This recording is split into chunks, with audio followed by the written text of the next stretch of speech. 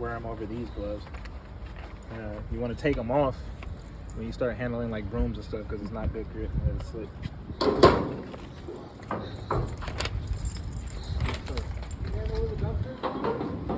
Yep.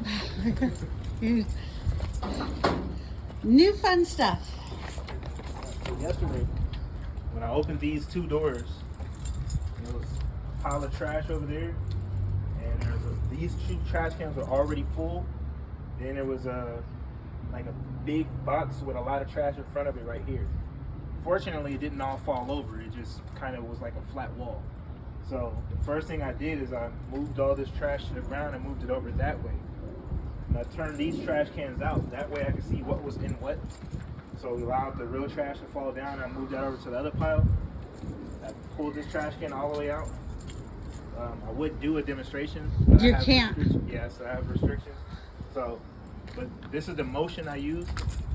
There's handles here. I bend my knees, I move with my arms and my knees at the same time.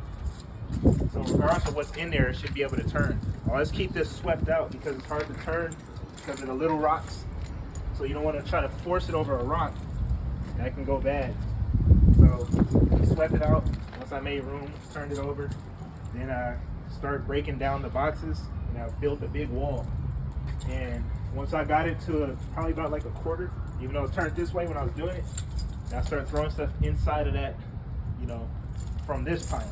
I did the same thing with that one. I turned it sideways, built the wall, started throwing stuff inside of there. That way it can hold all the trash and act as another trash can. Okay. So technically it was 4 trash cans worth of stuff, but I put it into 2. So Okay. after I got done doing that, then I started feeling, like just a different type of pain I've never really felt in my life. It was different. And it wasn't one to overlook. And so I'm like, it's nothing. But I kept feeling it as I went to the other enclosures. And so I took the lunch break. I know that's an hour of not moving. Mm-hmm. And afterwards, it still felt like I couldn't even reach, to turn the cart on. And that's when I figured it's, time to do something about it. Okay. So, what would have prevented the accident? Honestly, I don't know. Because even when they asked me how it happened, I didn't have an idea. I just said, I always do this.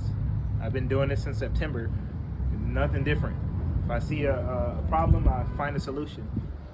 Whether it's a lot or a little.